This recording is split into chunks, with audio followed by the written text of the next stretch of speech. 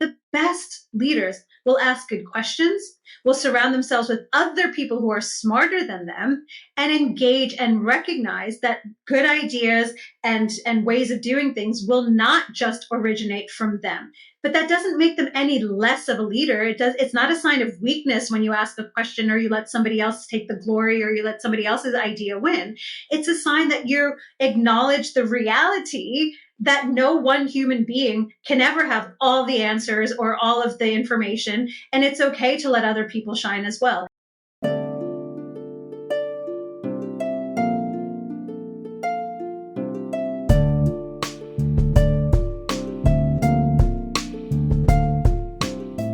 Hi, Rupal Patel. Thanks for being a guest in our podcast. It's an absolute privilege to have you here and share your thoughts with our audience.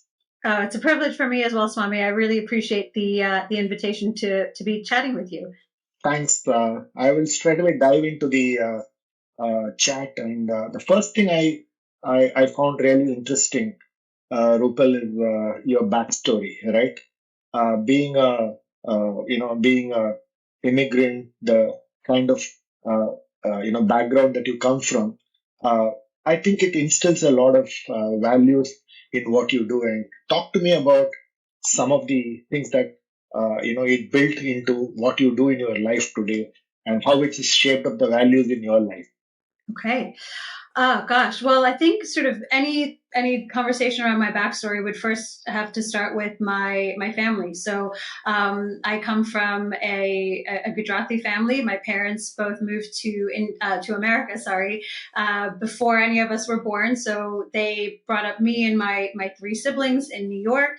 And once they got established in America, then they slowly started to help bring their brothers and sisters and my grandparents to America. And the fundamental sort of values that we grew up around was first and foremost that you take care of your family. We have a very big family. We have a very close family. And that was always a part of what my parents said, both explicitly, but also in the way they lived their lives. Because for a long period of my childhood, up until I was around sort of 13, 14 years old, I had cousins, aunts, uncles, cousins of aunts and uncles, and distant relatives living with us. And it was like I said, sort of, it just reinforced how important family was. But the bigger picture was also this idea that, as they did within our family, that you do something to improve your life, to develop your career, your profession, whatever it is. But at every stage of that process, you help other people around you. So of course, you first and foremost help your family, but then the idea was also, what can you do for your community or for, other people that are less fortunate than you are? And again, my parents both actively told us these things, but also lived that example by, when after moving to India, to America, for example, they would build libraries and schools in the villages that they were born in, or do other charitable work. And even now in their 70s, my parents regularly go back to India as doctors and do medical clinics in rural areas, and try to use their position as well as their expertise to help other people around them. So those were sort of the threads that I grew up with, was try to improve yourself, to develop your career, to get a good education, all of that stuff. But as you are doing that, always make sure you're helping those around you.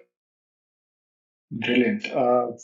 One anecdote that I picked up was your grandfather was a Sanskrit scholar. Yeah. And he did some great work, and you're proud of. And so, where did it all begin, and what that what that had to do with many of the things that you bring into your work today? So the work ethic, the discipline. Yeah. So my grandfather was a self-taught Sanskrit scholar. So he went to school and, he became an English teacher and then a headmaster. But his passion for knowledge was something that he always indulged in. And again, I think infused in my dad and his siblings, but then, also in us. And he, like I said, was a self-taught Sanskrit scholar. He loved to write. and he was very poetic. And so I think that also was something, because my grandfather lived with us my entire childhood until I left home for university. That was something that I adored. He would, at the kitchen table at dinner time, he'd be asking me the definition of vocabulary words that I had never heard of, or instilling in me the love of literature and the love of language. And so it was that thing of always learning, of always being curious, and of just to see what you were made of, to see not just how much you could do in your area of expertise, but to have a wide understanding of the world around you, and to constantly be learning. So that idea of always learning, never getting comfortable, of pushing yourself and stretching yourself in different directions, whether that was in your career or not, was again something that I picked up from both the way my grandfather lived his life, but also in some of the conversations and in the interactions we had.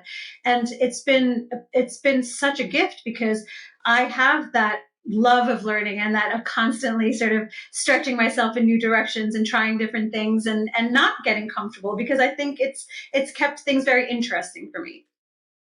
So, how important is curiosity in career building? Oh my goodness. I think it's probably one of the most important things that we forget about.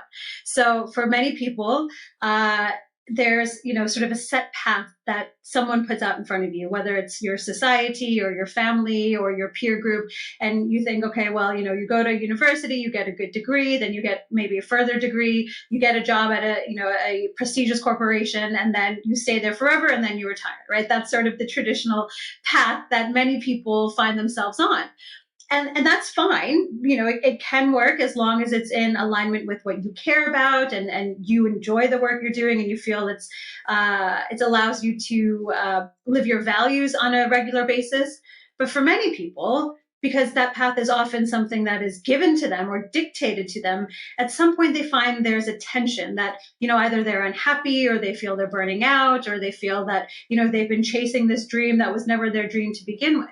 And so curiosity is so, so important throughout our careers, because it always, for me, being curious, it comes back to that question of asking ourselves why. Why am I in this industry? Why am I chasing this career? Why do I think it's important for me to, I don't know, work at this company? And having not a judgmental attitude, not saying, oh, well, this is wrong and this is right, but a more open-minded, curious, almost like an exploratory attitude of like, well, why did I end up here? Or how did I end up here? And why am I still where I'm at? Are there things that I could be doing differently? Are there other interests, perhaps, that I could be exploring, or at least weaving into my day-to-day life in a more meaningful way, if I do feel that there's something unsettled, or some tension, or some feeling of being out of alignment with what would make me happy. And so for me, it's that curiosity about oneself that I think is so, so important. And we're never given the tools to indulge it, because it's seen as self-indulgent, right? To be thinking about yourself, and to be asking yourself these questions. So I would say, now that we're adults and we can hopefully manage our time a bit more in the way we want to, is to take that time out and be curious about ourselves. What is it that makes me tick? What do I care about? What are my values? What do I want my legacy to be? What are my strengths? And all of these questions. And turn that curiosity into ourselves is very, very important. So, one thing you really talk about, Rupal, is the importance of personal mission, right? Uh, but most often, when we are working, there's always a conflict between the corporate mission and the personal mission. So, how do you reconcile and balance this, divergent, if at all, if there is a divergent path, how do you reconcile this, and how do you suggest, people balance this out? Sure. I think for me, it's to not be black or white about it, to not say, oh, well, I have to be 100% pursuing my mission and, every single thing I do, or not at all. I think for all of us, first and foremost, the idea of a mission might not be natural. We might feel we have many missions. We might feel we have many values that we care about, or things. Again, those themes and those recurrent sort of strings that follow us throughout our lives. So first and foremost, it's for me, it's to understand what your mission is. When I did that, again, that self exploration, that sort of curiosity, turning inwards exercises for myself, the themes and the patterns that emerged were consistent. No matter what age and what stage in my life I was, there was always an element of learning and then of sharing that learning with other people. So when I was a child, I loved reading books, and then I'd tell everybody about them. When I moved into a career, my job at the CIA was about developing a deep expertise in whatever field I was working in, and then sharing that knowledge so that other decision makers could make use of it. Then when I moved into a corporate environment, again, it's about developing an expertise as a business owner myself, and then helping other business owners or leaders with the lessons that I've learned. So those themes of learning and developing expertise and then sharing it have been my mission, my personal mission. And the way I've brought it into my life and into my career has been by doing that as much as possible. So in my career, I wasn't always able to only develop my expertise and then share it with others. There were other things that I had to do, administrative things or team building things, or, meetings and other miscellaneous tasks. But first and foremost, whenever we can, I think we all owe it to ourselves to find the ways to bring that mission into our careers as it stands. You don't need to, leave your job or to make this overnight wholesale change to everything you do. But first, understand what you think your mission might be. What are the things where you feel you really come alive, where you feel like the hours are just flying by and you're in your flow, or that, that state that people often talk about. Know what that is, and then think about how you can weave that into your career in even a small way. Because like I said, it doesn't have to be all or nothing. And so many times we think either I have to be 100% on or 100% off, and that's not the case. Another small example of that for myself is I've always loved to write. I've always been a writer, as I shared with my experiences with my grandfather. The power of words and of language has always been a theme in my life and in my home. And when I was building when I was building my business, writing wasn't a part of it. Yes, when I was at the CIA, I got to do some writing, and that was great. But when I was building my first business, that wasn't a part of it. But because I knew, for me personally, that was a deep part of what I care about and what makes my life feel fulfilled, I found a way, in a small way, to bring writing into my day-to-day life. So I started out by writing a blog, just where I was capturing my thoughts and my frustrations and my experiences. And I didn't share it with anyone. This was just for me to scratch that itch in what I was doing in that moment. And then it evolved into something else. And then I did start sharing it. And then it evolved and evolved and evolved and eventually turned into a book. But for me, it was just bringing it in a small way into my day-to-day life, however I could, and doing it consistently. Because my view is, and there's a great quote that goes something like, how we spend our days is how we spend our lives. And that's true, right? We often just fall into a rut and do the same thing again. So if you have that calling and you can't do it 100% of the time, find a way to do it even 2% of the time in your day-to-day life.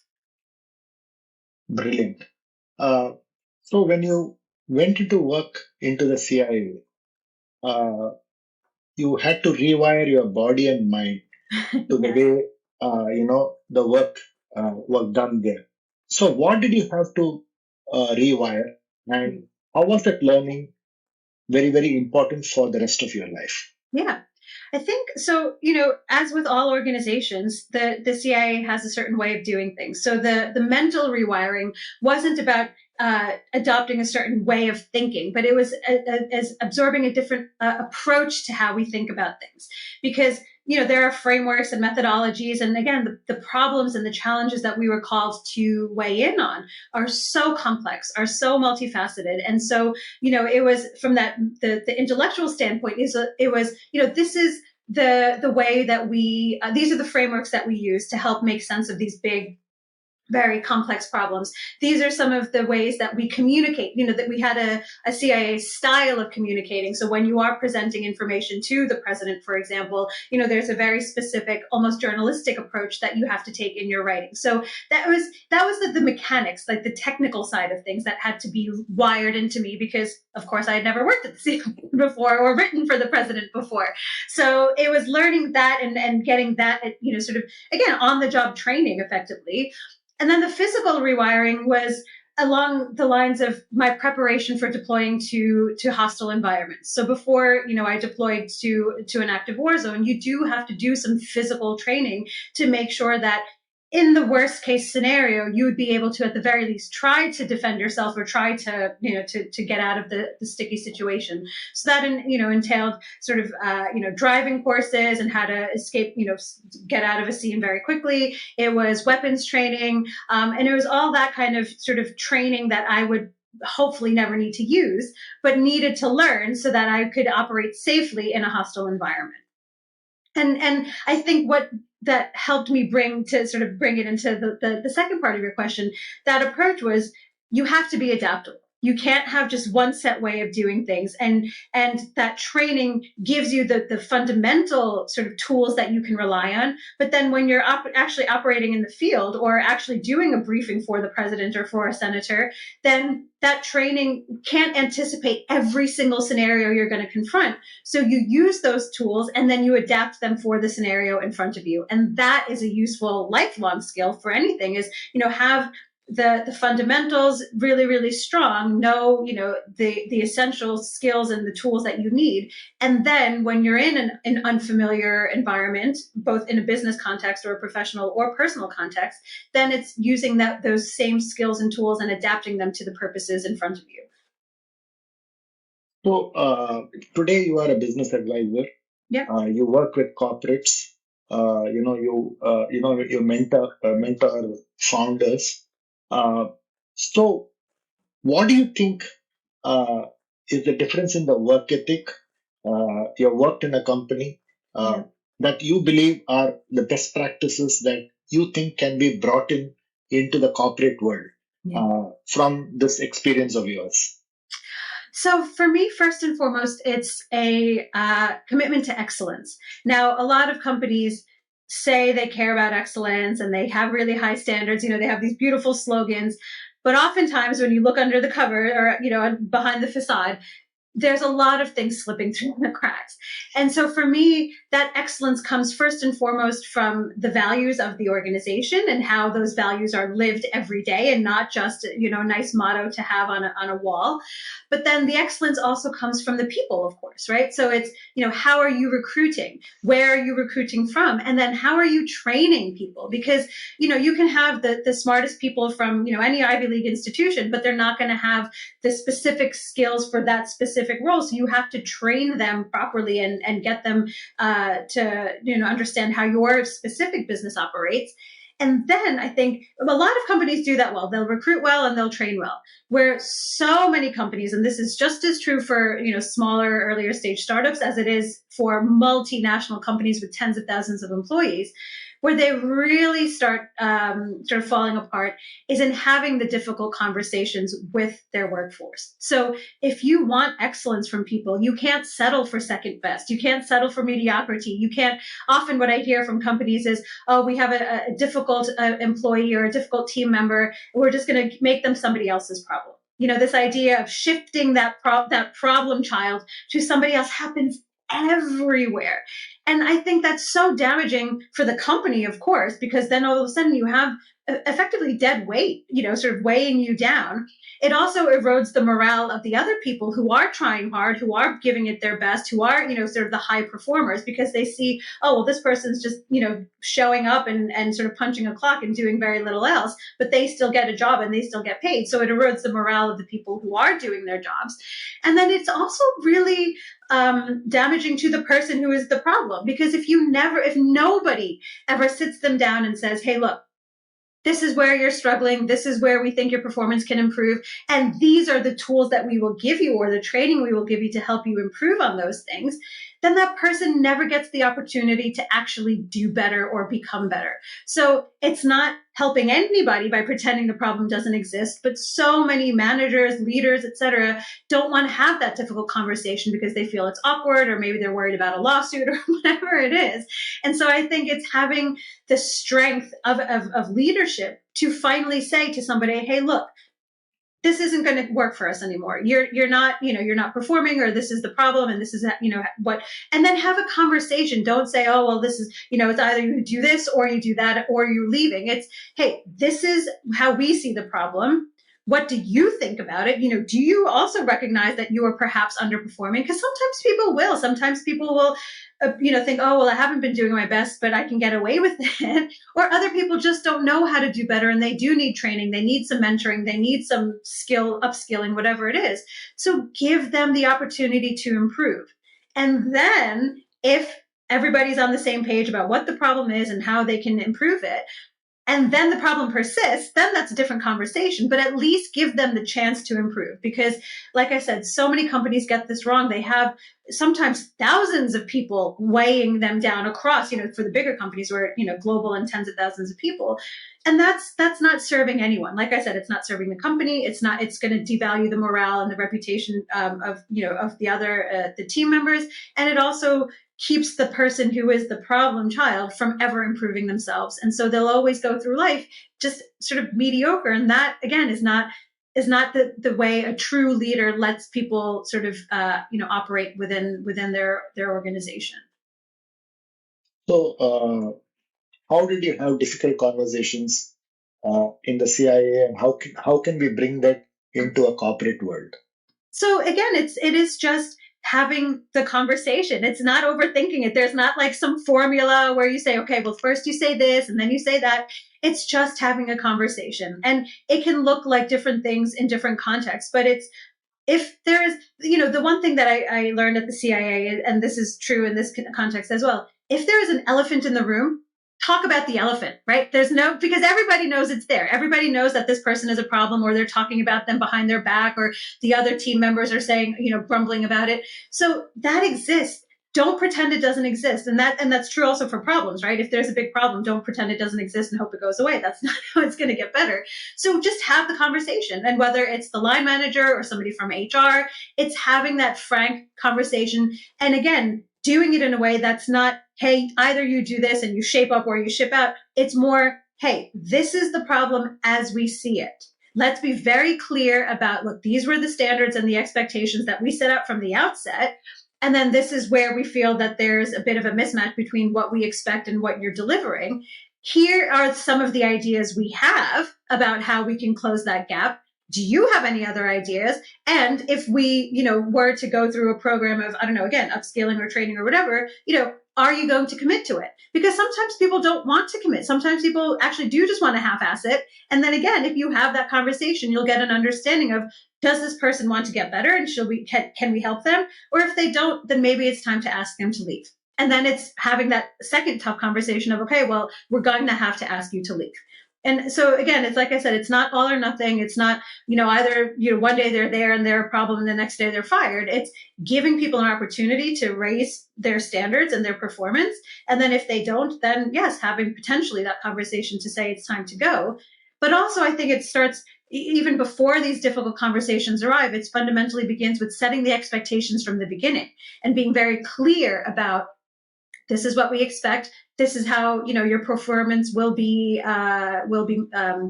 assessed, and not just leaving it then. Okay, we'll have this one conversation, and then we'll only talk to you, at the end of the year during your performance review. It's having regular check-ins and saying how, not every day or every week, but maybe every few months or every 6 months, and just saying, hey, look, these were the standards and the expectations we communicated. This is what you agreed to do.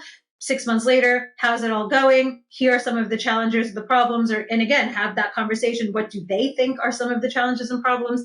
And then having that performance review that accurately captures where they're at. Again, it's not, I think nobody is served by pretending something is better than it is, but also people need to be given an opportunity to first understand what's expected of them, and then the tools to deliver that. And as long as you've created clear expectations and communicated those expectations, and empowered them with the tools or the resources they need, then it really shouldn't be that, and having regular communication, it shouldn't be that hard for people to deliver what you need them to deliver. So you talk about talking the truth to the power, right? Somewhere the difficult conversations are also about not talking to your peers, Yeah. but actually talking to the bosses, Yeah. right? Correct. And to the leaders. So, can you give me one of your experiences, Sure. especially when you have dealt with, probably, leaders like the president, the general, talking truth to the power is far more harder than talking to a CEO, right? So therefore, so how did you approach the problem? How did you deconstruct talking the truth? And how did you do that? So it's a couple of things. One, it's making sure you know what you're talking about. So you don't just go to the president, for example, and say, hey, this is happening or this is wrong. And we think, what you've done here has created this problem, without making sure you know your stuff. So any conversation where it is sort of speaking truth to power, first and foremost, you have to make sure that you have done your analysis, you've done your due diligence, and you know as much as you possibly can, given the changing sort of nature of the environment you're in, that you have done your best job to come up with your assessment or your analysis. Then the next step is, you don't just go in and deliver, sort of this bombshell. It's, what is that person's communication style? How do they like to receive information? Do they prefer sort of bullet point, high level picture things, or do they really want the specifics and they want to know sort of how we arrived at this analysis and want to see all of the data points? Do they want, do they prefer things to be graphically represented because are they visual learners and they just want to see the trends or whatever it is? It's both making sure you've got your expertise and then matching your delivery of that message with the way that person receives information. So very concretely, for example, when I was serving in a war zone, one of my jobs was to be the civilian intelligence briefer for the commanding general of the U.S. and international forces. This is a 4-star general. We were in an active war zone, and I'm a civilian and a young woman. And there were often times where I would have to speak truth to power to him and give him bad news, or say, hey, look, this military campaign that you delivered didn't have the intended effect, or the intelligence you're getting from your sources is actually in conflict with ours, and as ours is slightly, sort of more reliable because of these reasons. And so I had to have those difficult conversations, but I never went in and was like, I'm right, you're wrong, and and then left it at that, right? He wanted to have that conversation. He needed to know what the source of our analysis was and what the foundation was of that assessment. And talking to him through it, he slowly, not always, but most of the time, would finally come to see when we were right and when he was wrong. And he appreciated the fact that it wasn't hey, it was never judgmental. It was never, oh, you're wrong, or your analysts are stupid, or anything like that. It was, hey, look, these are the facts as we see them. This is where there's a disconnect between what you've been told before from other people or what you've been doing. But this is why. This is the huge body of I don't know, expertise or experience or information or intelligence that we're relying on. And this is, and then making it about how he needs to receive the information and what level of information he needs, because he can't control every single thing down to the 90th millionth detail. So it's adapting that message and delivering it in a way that is that matches the way they receive information. And that's not something you can just sort of guess and assume. That comes with time and experience. And it's also asking the people around them, their advisors. So in a CEO context, who's their chief of staff or who's their COO? Is there somebody else that you can talk to get some of that information about how does this decision maker in this position of power, how do they receive information the best? And if I am delivering a slightly negative message or a difficult message, is there anything that I need to be aware of? Because not every person is going to be the same way. So adapt the message for the person you're delivering it to, and then make sure you know your stuff. Which brings me to one of the points that you talk about, which is identity-driven leadership. Yeah. Can you talk to me about what is identity-driven leadership? Yeah. So for me, so often, and this is true across cultures and across industries, we have been, and we collectively as human beings, I think, have been given a very specific image of what a leader looks like. So that can be quite physically how they dress, how they speak, what they look like in their grooming, the way they carry themselves, their personality traits, all of these things. And yes, it won't be the same in every country or every culture, but at least here in the West, typically when someone talks about a leader, we've been given these images of someone who's a middle-aged white man, 6 feet tall, wearing a suit, and usually very aggressive and slightly rude to the people around him, and very sort of outgoing and gregarious, and all of that we sometimes internalize and think, oh my gosh, well, if I don't look that way, or if I don't act that way, if I didn't go to that university, or if I don't want to lead in that way, then I can't be a leader. And the reality is, and again, this is now based on my experience, across industries, across sectors, across the world, literally leadership looks as different as there are people in the world. But the problem is that we are given archetypes that we think that's what a leader is supposed to be like. So we feel that we have to conform to that. So I think first and foremost, it's questioning what have we assumed a leader is supposed to be like, supposed to act like? And then asking the more important question is, well, what do I want to be like? What kind of leader do I want to be? Do I want to be the kind that inspires and creates these great big town hall messages? Or am I the type of person who wants to develop more intimate relationships and sort of walk the halls of my company? Or am I a more introverted leader where doing anything sort of public facing is a bit difficult, but I want to be able to reach out to my team members. And so I'll do things maybe like sending an email instead, right? So these are all very small examples, but the key here is first and foremost is to understand what kind of leader you want to be. What are your values going to be? Do you want to create a sort of a very aggressive culture, or do you want to create a collaborative culture? What do you care about? What kind of culture you want to create? What values are going to infuse that? And then also, what kind of leader are you going to be when you are delivering your leadership style? Are you going to be collaborative or combative? Are you going to be more extroverted or more introverted and listening?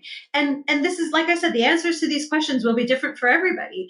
But the key is to remember that who you are by this point in your life is pretty much fixed, right? Yes, we can all make improvements on the margins, and not, if you want to change, you can change anything. But generally, your strengths and your blind spots by the time you're 30, 40, 50 are pretty much settled into who you are. So instead of fighting against that constantly and feeling, oh God, but I'm an introvert and I have to force myself to be an extrovert, or I'm a really good strategic thinker, but now I have to force myself to become, wedded into the details and into the weeds.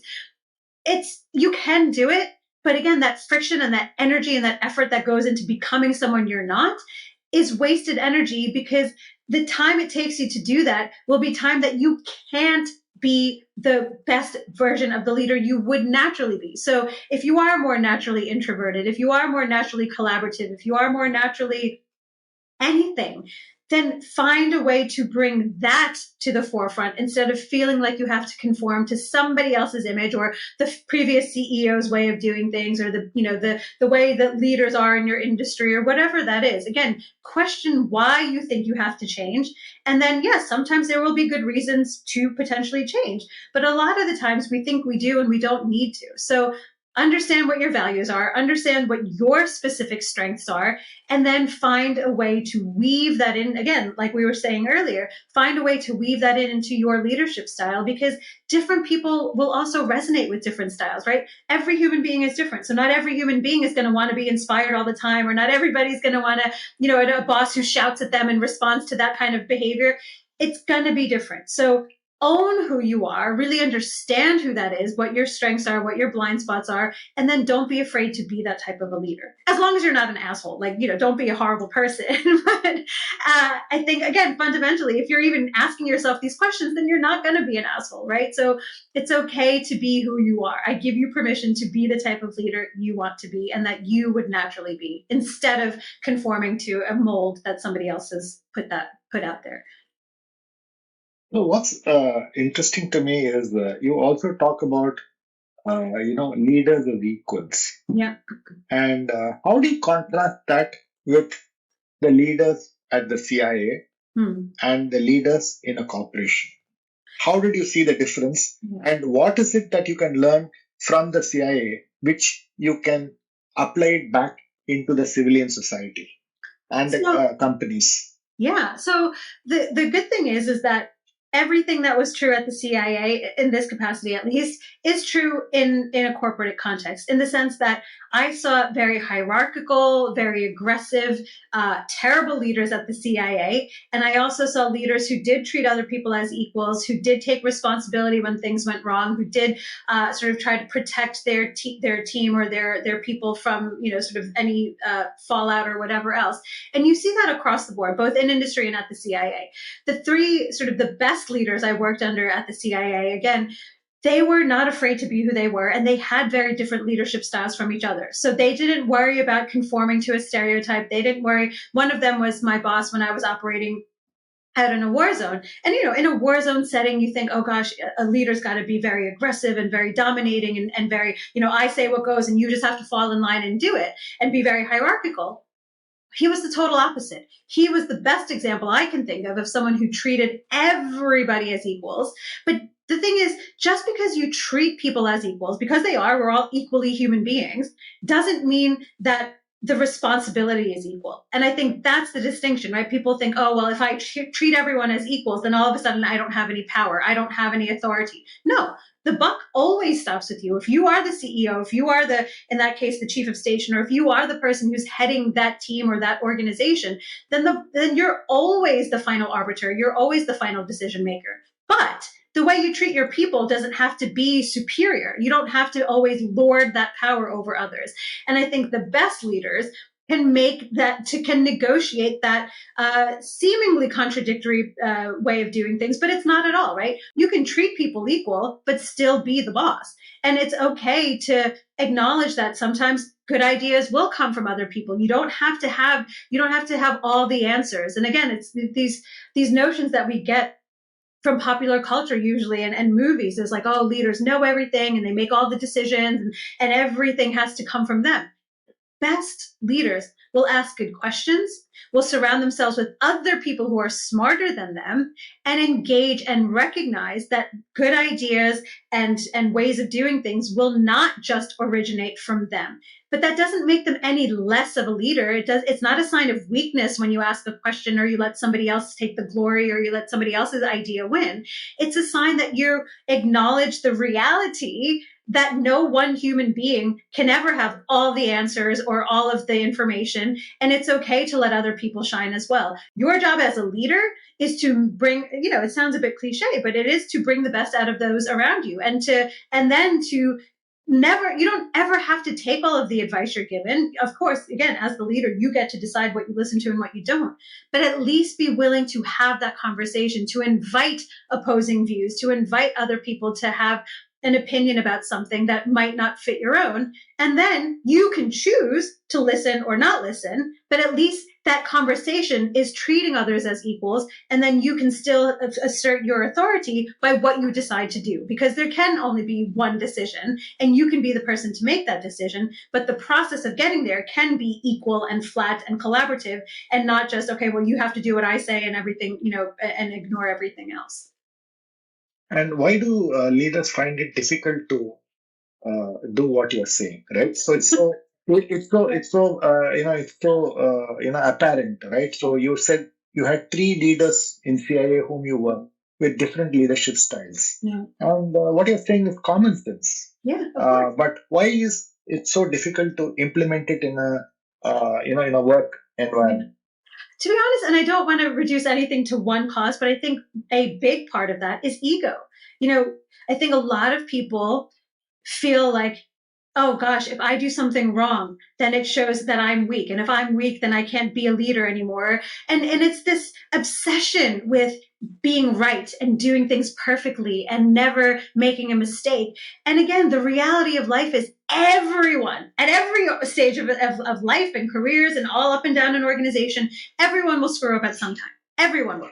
Everyone will get it wrong. Everyone will make a mistake. Everyone will do something that either is a huge catastrophe or a small one. But everybody will screw up. And yet we still expect the leaders to get everything right all the time. And that, I think, is an unrealistic expectation. So society has a part to play in it because we do demand a lot of our leaders or expect them to be perfect when nobody can be. But then the second part is that the leaders themselves often have this ego thing about, oh, well, look at me, I've got this title now and I'm so important and I'm making all this money. And so I have to justify my salary and my position by always seeming like I know all the answers and I have everything figured out, when oftentimes I don't, right? And so again, it's that the ego combined with all of the other sort of noise and the pressures that can sometimes create these really toxic environments where people can't feel like they can make, a mistake or feel like they're constantly being scrutinized. And look, sometimes it is the realities, you've got boards, you've got shareholders, and they might not be as enlightened as you want them to be. So I'm not saying it's just people's egos are getting overinflated. It's a combination of things. And I think, having more leaders who are, again, it's become a bit of a buzzword, but who are vulnerable, who are acknowledging when they get things wrong and acknowledging when they get things right and not afraid to admit when they've made a mistake. I think that will go a long way into sort of shaking up some of these, again, these really crazy expectations we have for leaders to always be perfect. Because the reality, and this comes back to my time in the CIA, the world always changes. You can have the best plan, the most detailed mission, the most detailed, sort of organizational strategy and all of the best people working on it. And then when you bring that paper exercise into the reality of the world, it meets customers, it meets shareholders, it meets the economy, it meets global pandemics, it's confronting, unexpected wars in Ukraine. All of these things outside of your control can totally destabilize the most beautifully, perfectly put together plan. And so the reality, again, is for the leaders to acknowledge, look, I can only control what I can control. I can't control what, Russian presidents do. I can't control, pandemics coming out of the blue, that nobody could have foreseen. I can't control, the bigger things that are happening around us. So as a leader, I have to make a decision, given all of this uncertainty, given this rapidly changing things that sometimes can change overnight. I have to be willing to adapt sometimes, to make a decision, because you can't just be paralyzed all the time, because that's not what leaders do. So to make a decision, and then to always be willing to change, not total course of everything, but to adapt or to pivot or to just make tweaks to that plan. Because like I said, when it meets reality, the most perfect plan will always fall apart. And not all of it. Some things might stand the test of being, sort of confronted with battle, actual battle or commercial battle. But a lot of the times a lot of things won't. And so it's having that humility to know, okay, well, now we made this decision with the best of intentions, with the best information we had in the moment. This is the situation we're in now. What can we control and what can we do from here to make it less of a disaster than it might otherwise be?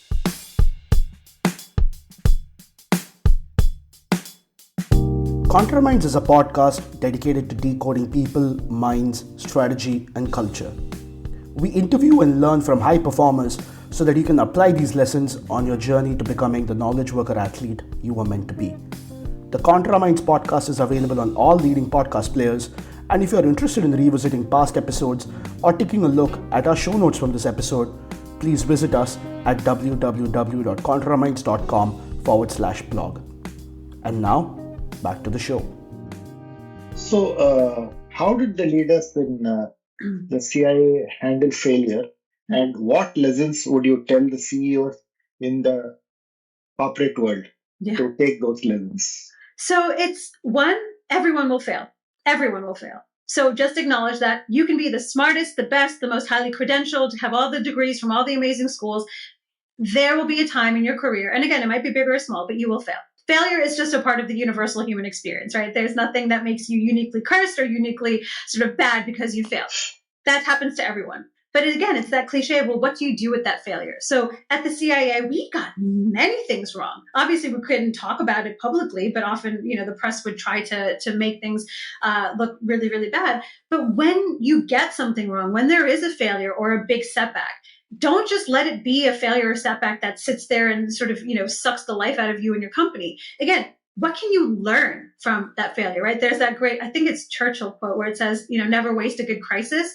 Well, if there was a big failure, what can you learn? Because that's where your company will develop the resilience, right? It's not in being perfect all the time. It's in, okay, well, this is the challenge and this is what we can learn and this is what we're going to do differently because of this challenge. And doing that again and again and again is where the resilience starts to become institutionalized, because then you've got this attitude of, yes, we will have a challenge, we will have a setback, but the things that we do in response to that is what's going to make us stronger in the future. So don't waste a good crisis, big or small. It might be a personnel crisis, or it might be a global pandemic crisis, or it might be anything in between, but don't waste a good failure. So learn from it, capture the lessons from it. And then the next step, which is, again, this can't just be a paper exercise. What do you need to institutionalize to make sure those failures never happen again? Or that you don't get, those blind spots again in the future. And again, this happened at the agency, right? Anytime there was a mission failure or something big that went wrong, yes, we did this analysis. Okay, well, what went wrong and what could we have done differently? Or where did we do everything right and it still went wrong? And then the most important part of that learning process is, well, what are we going to do differently? How are we going to change our structure? How are we going to change our hiring practices? How are we going to change our cash position? How are we going to change, how leveraged we are? How are we going to change, the types of products we offer? Whatever it is for your industry, learn from that and then make sure you implement the learnings in some tangible way in your company so you don't have that same vulnerability in the future. Coming to people who are to be leaders and who are starting their life or in the in a mid-year life crisis, why do they find it very hard to redesign their life and career? Yeah. I think some of it is, what we laughingly refer to in America as golden handcuffs, right? You get used to a certain lifestyle, you get used to a certain income, you get used to a certain level of prestige. And again, there's a lot, and all of these things are important. Look, you need to, support yourself. And if you have a family, you need to have an income and your reputation is important. But so often we get so set in having that certain, like I said, that ego boost of, oh, I work at this company. Oh, I get this, I make this much money. Oh, I have, this level of position or whatever it is. And that's why I think it's so hard, because we've told ourselves that who we are or what our title is and how much we earn and where we work and how much, where we live and how big our house is. We've told ourselves that is who we are. And the reality is, of course, none of us is any of those things, right? You are not your job title. You are not your company. You are not your income. Your self-worth as a human being has nothing to do with those things. But we all think that it does. And it's really hard, again, in high achieving cultures and high achieving industries and as high achieving individuals, it's so, so hard to separate our sense of self-worth and our value from all of those other things, from, how much we earn and where we live and what our title is and what we can say on our resumes and all that stuff. So I think that is a really hard thing to change, right? Because all of a sudden it's having to recreate or reassess your relationship with your own identity effectively, right? And that's a big thing. It's not something that, just happens overnight. And for me personally, that happened, I feel somewhat lucky that it happened relatively early in my life where, when I made that transition from working at the CIA and then going to business school and then starting my own business, all of a sudden I was nobody, right? Before I was like this cool person who worked at the CIA, and then I was an MBA student at this amazing MBA program, and then I was nobody. I was someone who was starting a business in the middle of nowhere, and nobody had heard of this business because it hadn't had a track record. I was building it, right? And so for me, that was a real part of my experience of like, holy shit, all of a sudden, I can't be like, oh, look at me, I'm so cool because I've got this business card that tells me, I've got this position with this amazing company. That was gone.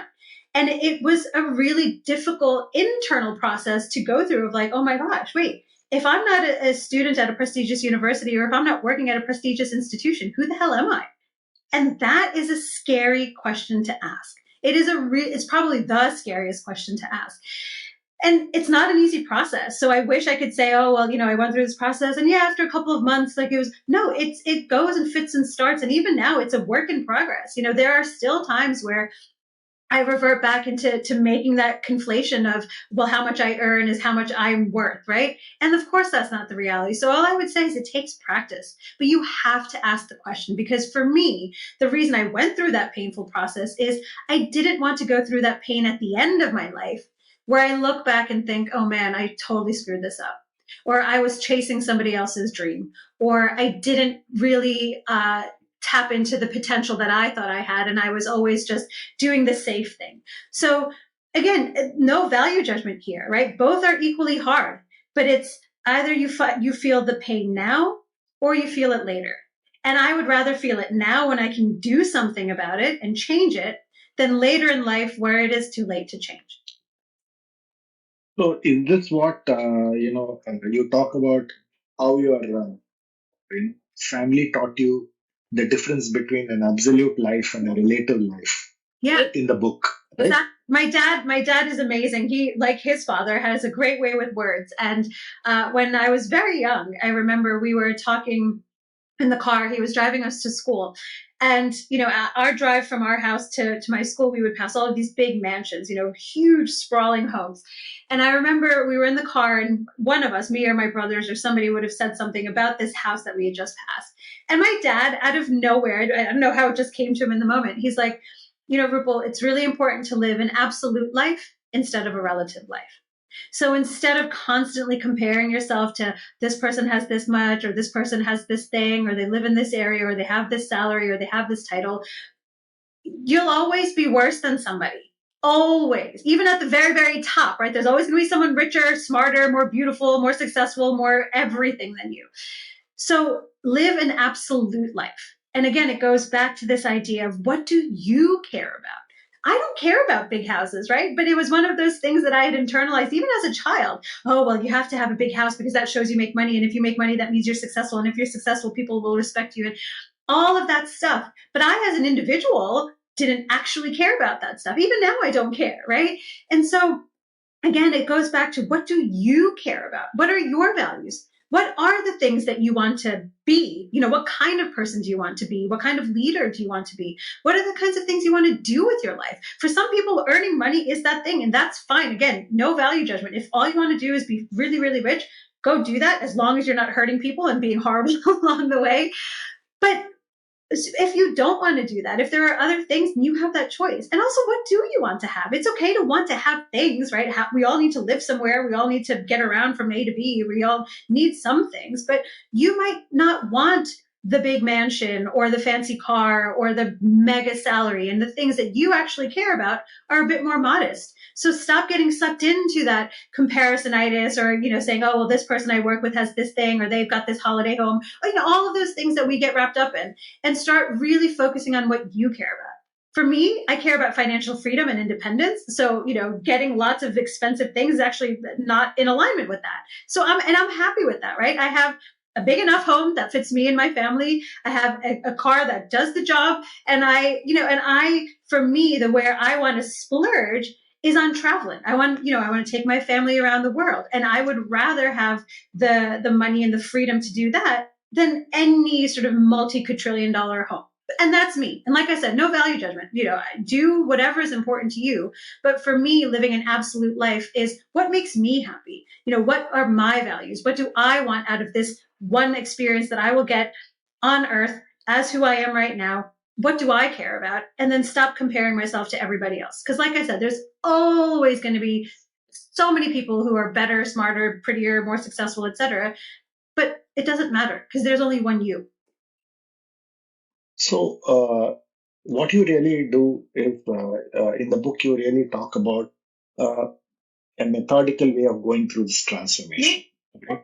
Yeah. Say, for example, you talk about your backstory, then you move into your personal energy maps. Correct.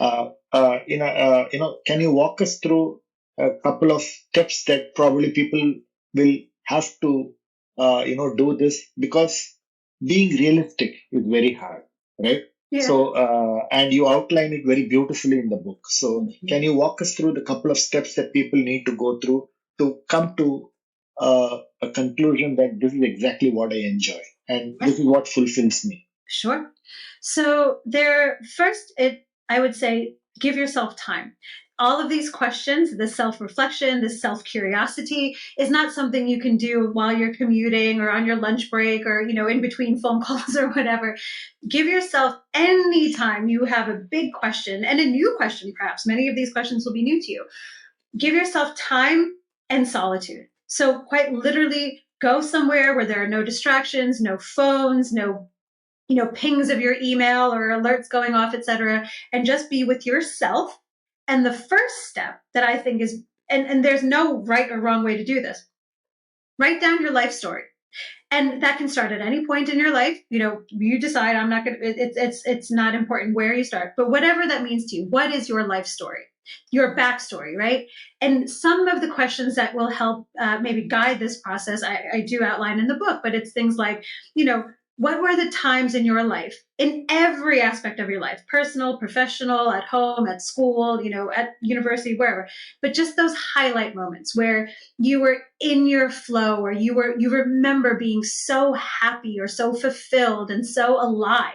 We will all hopefully have at least a few of those moments in our lives that we can recall very easily. What were those moments? And then think, what were you doing in those moments? What kinds of people were you surrounding yourself with? What were you doing either physically or intellectually? How was your time being used in that moment or in those series of moments? And then the flip side as well, what were those sort of the darker times? Where were those times where you felt like really low and things were really slow and it felt really difficult and there was a lot of tension or whatever it is? And similarly, what were you actually doing? What kinds of people were you with? How were you using your brain? What were you doing physically? All of these things. And as you start answering these questions from your backstory, your own life, you will learn and pick up so many patterns that you probably felt or intuited were there, but never really made concrete. Because again, how often do we ever sit down and try to write these things down? So that's the first step, is really just describing, right? It's not in analyzing, it's not in criticizing, it's just describing. This is how I see my life story, the highs and the lows and some of the tensions and the frictions and some of the great things and the less great things. And then the analysis comes. Then it's looking at, well, what were the recurring themes in the high moments? And what were the recurring themes in the low moments? And again, I think sometimes operating in extremes is helpful because it gives you just two very strong baselines. And then, of course, there will be other things in between. But so, when you were the happiest in those most important moments, and again, doing the analysis there, and then similarly for the low points. And then thinking, what are those trends that keep coming up again and again and again? And from my own personal experience, like I said, my biggest moments of fulfillment and feeling alive were things like, when I won my soccer championship, or when I was doing a briefing in front of 500 military officers who were about to be deployed to a war zone. And it seems like those are two very different things. And yet, through some analysis, well, what was I doing in those moments? I had developed an expertise, again, whether it was on the football pitch or in an intellectual capacity, and then I was doing it in a collaborative environment. For me, the team, the collaboration, that was an element of what made that feel so amazing. But there was also an element of individual success there because I did a brilliant job at defending the goals, for example, in that championship, or I delivered a really powerful briefing. And so, again, do that analysis, and then you will see these themes recurring. And as I shared earlier, when I did that backstory exercise, for me, the things that came up again and again was learning or developing an expertise, sharing it with others, and communicating that with others in whatever way I could. So that's one part of the process. A parallel process is, again, thinking in extremes. So, what are my ideals? What does my ideal day look like? What does my ideal lifestyle look like? Going back to that thing about, sort of what you want to be, do, and have. And then what is my ideal legacy? In hopefully 50, 60, maybe 70 years, I don't know how long people will live soon. But when I look back on my life, what is that legacy I want to have left behind? And the sky is the limit here, right? No one can tell you what is your ideal. For me, the ideals were going to inevitably be different from yours. But again, by thinking in extremes, it gives us signposts. And then again, do the analysis. What are the recurring themes? What are the values that show up in your ideals? Is it being around people? Is it being with family? Is it having independent sort of use of your time? Is it doing creative work? these themes will start to emerge once you give yourself the time to explore them, but you have to give yourself the time to do it. And then the final step there is, again, what we talked about earlier, is given this picture of what are my values, what are the recurring themes, what are the highlights and the lowlights, what are the things that make me feel really alive, and what are my ideals. The next and most important step, I think, is thinking concretely about how you're going to bring that into your everyday life in a small way to begin with, at the very least, and then over time make it more and more and more. So one thing that I can see from this framework that you put out, you got a lot of learnings around how you gather data, how do you analyze the data, and how do you do the briefing. In the case of your CIA experience, you debriefed somebody, but here you are debriefing yourself. Exactly. Yeah. So what are the best practices of gathering data, which you learned at the CIA, which you can apply back to your own life? Yeah. What's the best way to analyze the data, and what's the best way to debrief? Okay, that's a really good question. No one's ever asked me that before. I love this. So first part about gathering the data, again, at the CIA, we prided ourselves on being all source analysts. So looking at literally every source of relevant information, but not only relying on the covertly collected secret stuff, but what are all of the sources of information and insight on this particular topic? The same is true for your own life. So, of course, you have to do your own inner reflections and your own inner data collection, but then and choose carefully here, but it can never hurt, as long as you choose carefully, to ask other people, collect other data from external sources. Again, what do you see as my strengths? What do you see as some of my blind spots? What do you think I'm uniquely qualified to do or really good at or whatever? And again, choose people whose opinion you respect and who have actually had some experience of you in that context. So don't ask, your best friend who you've never worked with in a job together, how he thinks of you as a professional, because he has no experience of that, right? So collect relevant data from people who have relevant information about the question you're asking. And then, like I said, be all source about it. So you can get information from yourself, from the people around you, perhaps from some of the performance reviews you've gotten in the past, but be a bit broad-based in your collection. Then the analysis of it comes. There's no sort of hard or fast way of doing this, but you will see the patterns starting to emerge. So group those things together. What are some of the personal attributes that people keep telling you that you're really strong in? What are some of the technical things that people say you're really good at?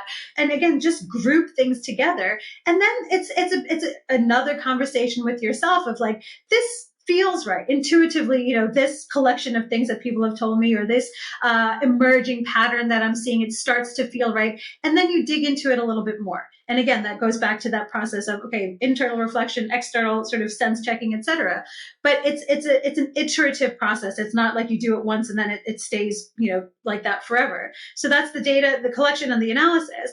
And then the debriefing part, it comes into just crystallizing it effectively into a plan. So you've done the data collection, you've done the self-analysis, you've gotten the relevant inputs from other people. What are you going to do with that now? And maybe you do nothing, right? Maybe it's just a useful exercise and you decide to just sit on it. But maybe you think, oh, wow, well, I see these are the themes and the patterns. I see these are the recurring trends. And I actually feel a bit of a tension or a mismatch between what I'm doing and what makes me feel like I'm coming alive and thriving, et cetera. So these are the specific things that I'm going to do to try to weave more of the things that fulfill me into my day-to-day life. And then the debriefing is sharing that plan with the people who will be affected by that plan. So let's say you have come to the conclusion that maybe you're going to consider a career change, or maybe you're going to get back into your hobby of playing the piano. Now, if nobody else is affected by that, then they don't need to know. But if you're changing your career, for example, or at least exploring it, and you're married and or have kids, then those people, they don't need to be a part of the plan or the process, but at least share with them that there might be this change coming and you are exploring this thing. Or if the fact that you want to start playing piano again means you can't have dinner with your friends on a Friday night like you normally do, Share that with your friends. It doesn't have to be asking for permission, but at least share that things will change. And if you choose to, you don't have to, but you can just share with them why you're changing it. I have always loved to play the piano. And since I started my job, I haven't, for the past 20 years of building my career, I haven't had time to indulge. And this thing is collecting dust, but it brings me joy. So I'm going to do this every Friday night when we would normally have our dinners, because that's when I have most free time, whatever it is, right? That's a small example, but don't be afraid of having those conversations. And sometimes, sadly, there will be pushback, and the people you share things with will not want you to do the change and want you to stay the same, or to keep things the way they've always been. And that perhaps is another difficult conversation, because the people who come with us up to a certain point in our lives aren't always going to be the people we bring with us for the rest of our lives. And sometimes it's those same people who have been with us for a long time, who have their set view of who we are and how we fit into their lives, that can be the most committed to keeping us the same. And so we want to change, and we feel that calling, and we feel that urge and that need, but the people around us might not want us to do that. So that is part of the process, sadly. People sometimes want you to stay the same for their selfish purposes. Sometimes they just don't understand, and so it's a conversation to explain it. But sometimes they just, if you change, all of a sudden it calls into question the way they're doing things. And it makes them feel a little bit uncertain about, oh gosh, well, if he's deciding to do this, why am I not doing it? And so sometimes it's about their insecurity. So share, debrief the people who might need to know, but also be prepared that sometimes you'll have to maybe spend less time with certain people, or just carve out sort of a mental protective barrier from their inputs and their negativity. Because at the end of the day, no one is going to care about your life as much as you do. Nobody.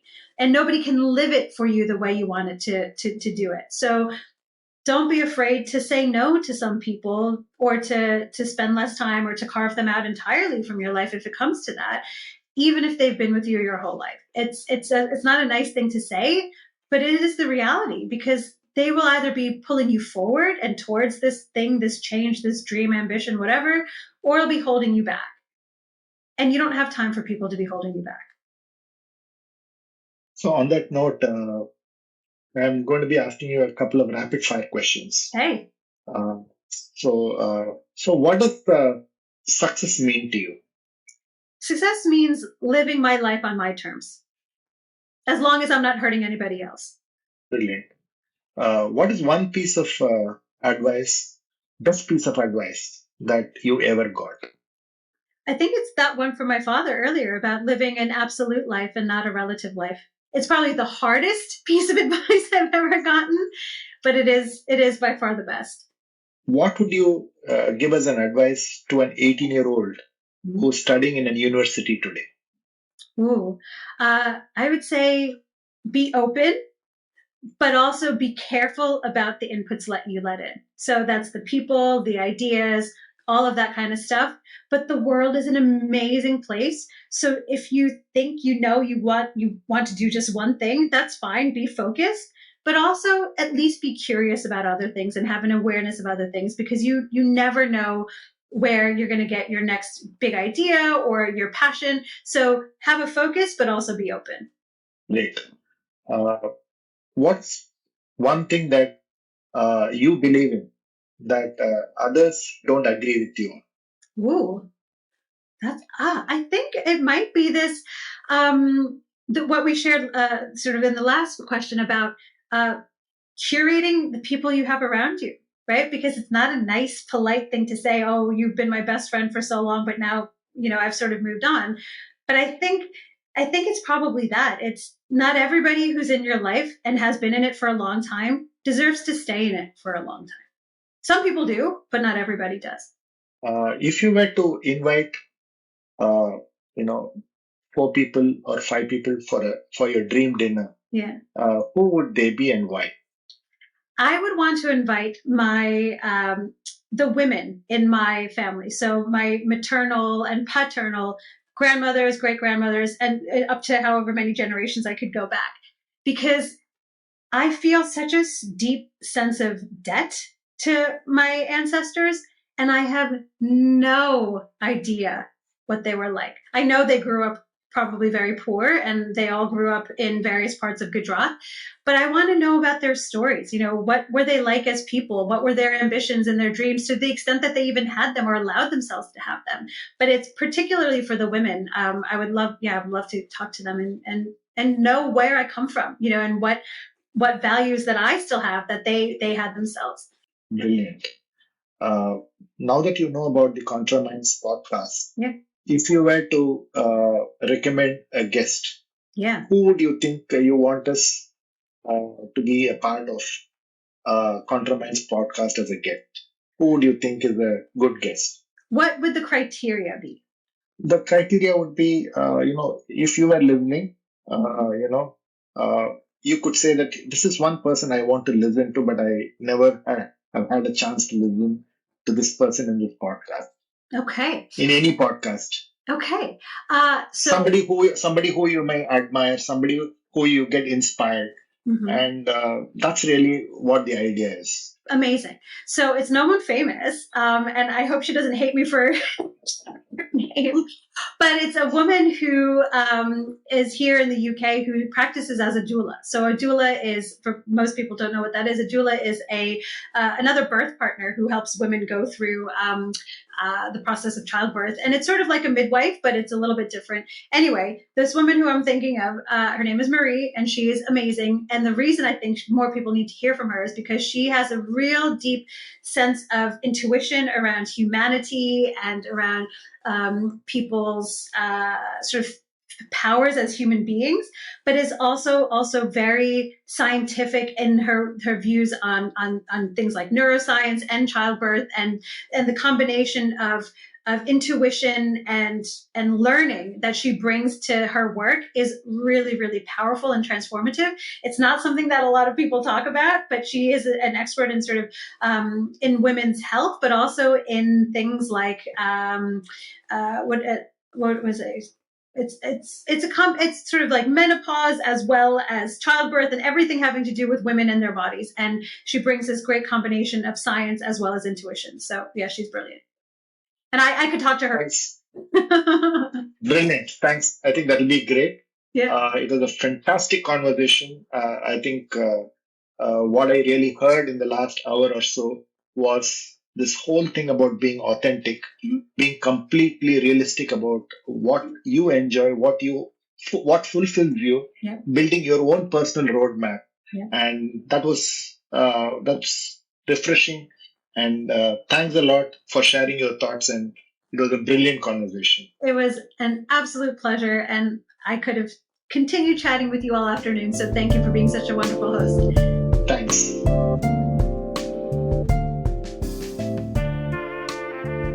Thanks for listening to this episode.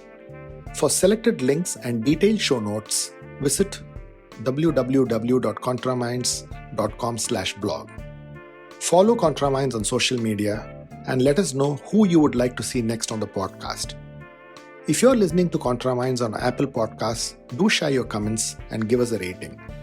We are keen to know what you're thinking. ContraMinds is also on YouTube. If you're listening to the podcast on YouTube, hit the subscribe button and stay up to date on all our releases. Thanks for listening and stay safe.